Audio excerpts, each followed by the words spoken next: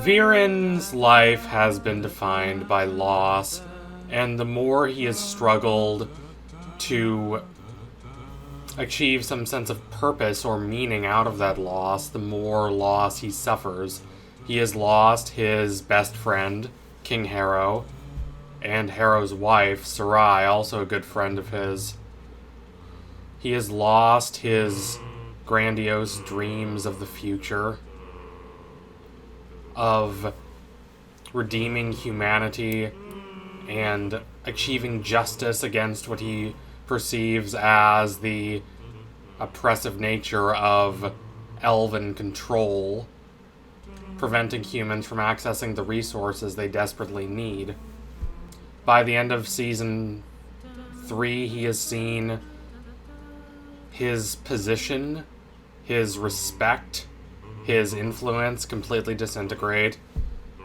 He has lost his relationship with his son, Soren, whom he saved with dark magic from dying a long time ago, which Claudia alludes to in Season 4. And eventually he dies, and is only brought back to life through Claudia's sacrifices and her willingness to commit her will unceasingly and obsessively to bringing him back. He is not the same person that he once was at the start of Season 4.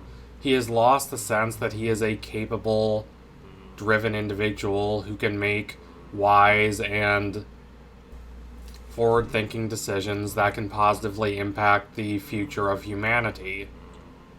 He has become skeptical, and he has become doubtful in himself and the actions he has taken. He made a Faust-like deal with Erebos that led to him becoming Erebos' puppet and transforming thousands of brave and noble soldiers into hideous, grotesque, dark magic zombies. And throughout Season 3, Viren loses the ability to think of himself as a capable and nuanced individual, acting not from mere impulse or rash desire or from abject villainy, but from a thoughtful and understandable series of perspectives, values, and beliefs. His character is reduced somewhat in Season 3, becoming much more of a pure villain, as he loses more of himself to Erebos. Viren is aware of this to an extent. He is aware that his pure devotion to Erebos caused him to lose his commitment to what he truly believed in. It caused that commitment to decay and rot and rust into something much more decrepit and corrupt. He is no longer the careful, reflective individual he was back when he came up with the plan to kill Thunder Avazandum in Thunderfall. While Viren's actions during that episode are contestable and callous to an extent, there is nonetheless a sense of reasoning and idealism behind them. They are done from a place of earnestness. They come from specific perspectives, values, and hopes for the future. He loses any claim to being a moral authority, and by the end of Season 4, he is openly questioning whether his decisions were the right ones, whether his priorities were right. He fundamentally doubts that the amoral, arguably nefarious schemes that he concocted ended up benefiting him or those he tried to help. This does not mean he is necessarily sorry for what he did, or that he's seeking forgiveness. It's a little more complicated than that. Viren is fundamentally in a place where he sees his past actions as futile, and he does not want to be the person he once was. He is trying to move away from that obsessive, monomaniac power-hungry leader who allowed his mind to become rotted by the corrosive influence of Erebos. And yet, Claudia brought him back from the dead exactly to be the person that he once was, the person she has now become. In Season 4, it is apparent that Claudia has become a distorted parody of how Viren tried to see himself, as morally righteous, as determined and committed, as clever and able to make a thoughtful argument for their position. Has taken some of these aspects of Viren, but they've become distorted.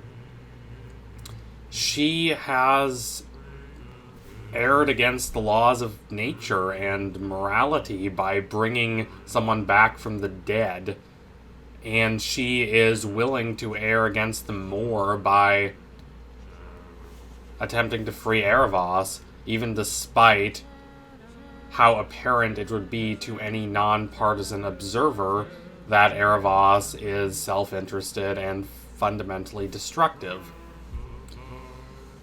This does not mean everything the elves and dragons are saying about Erebos is necessarily true, and there is absolutely reason to distrust the judgment of some of the elves and dragons, especially when they do not agree with each other, such as in the case of Rex Igneous, fundamentally viewing Thunder Avazandum as a proud, self-aggrandizing individual who was more destructive than helpful in his ruthless border campaigns against humans.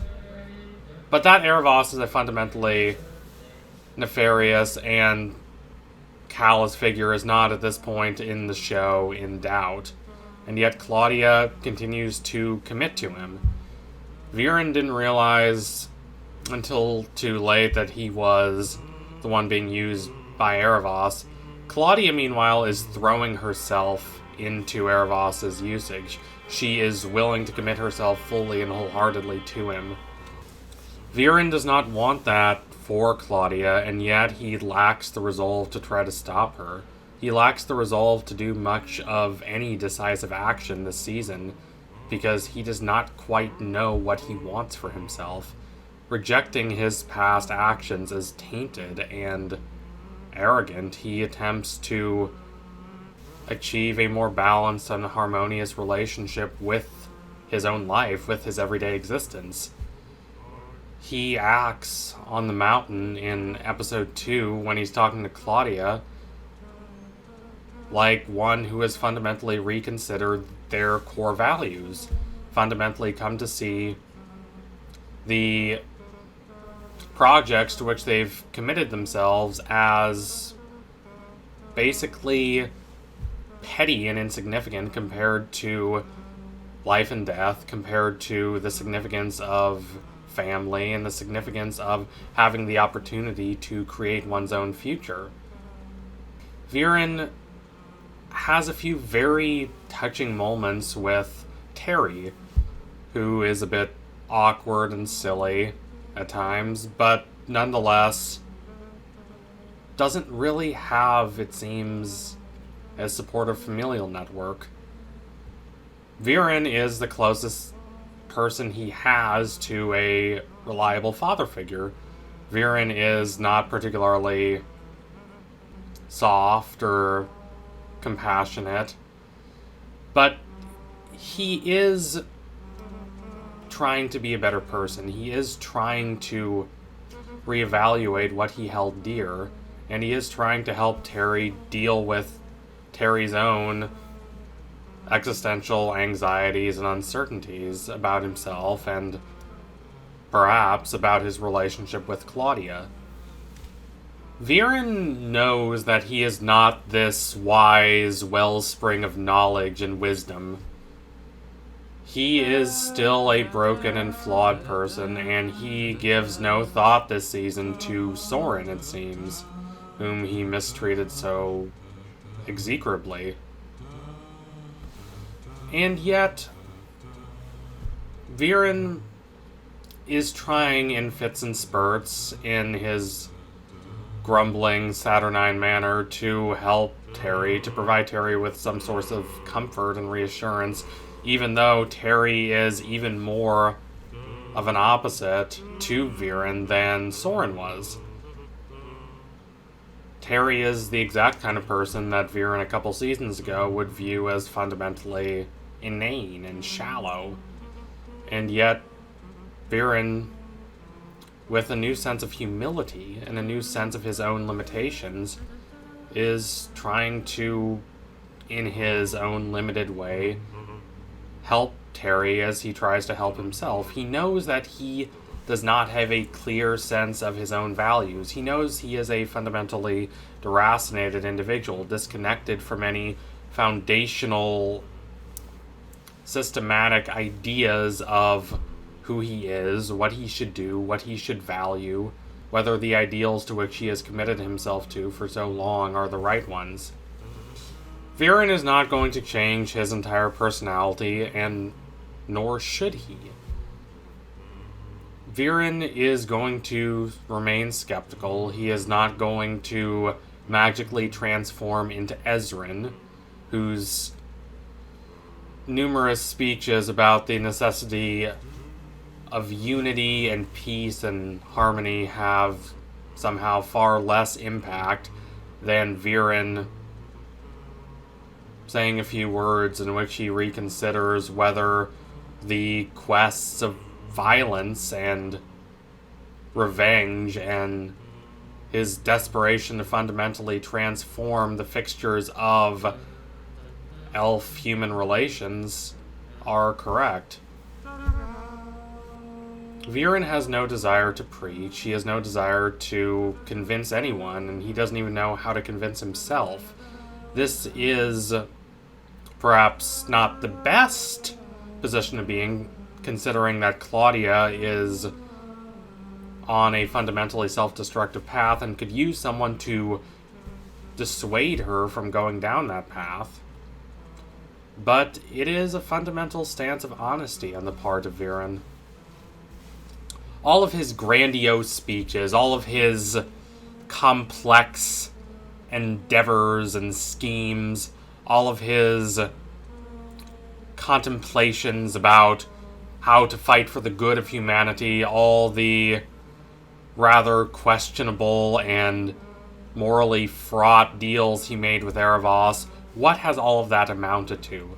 What has that left him with? It has caused more harm than good, he understands, both to him personally and to the causes he once believed in.